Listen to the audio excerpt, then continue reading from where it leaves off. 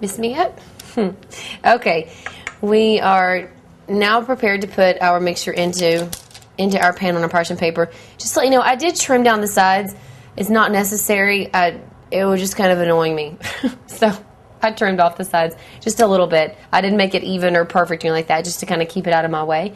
Not a big deal. This is pretty runny, as you can see. Well, it's very runny. It's not thick at all, but that's okay. We're going to stick it in the refrigerator to harden. This will be a delectable fudge, I promise. Okay, so just go ahead and pour that in. And it's actually not a heavy fudge, and so you'll just want to make sure that you make sure the weight of it is getting into the corners, because that parchment paper is pretty stiff, and so you want to make sure you're pushing it down in the corners. You'll see what I mean. I'll show you. I just want to scrape in my bowl real fast. Okay, that's good. All right.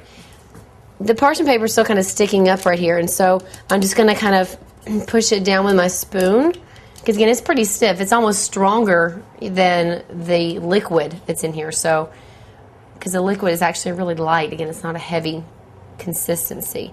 So now it looks nice and smooth. We've gotten to the corners and everything. Now we're ready to pop it in the fridge, and when it comes out, it's going to be this amazing dessert.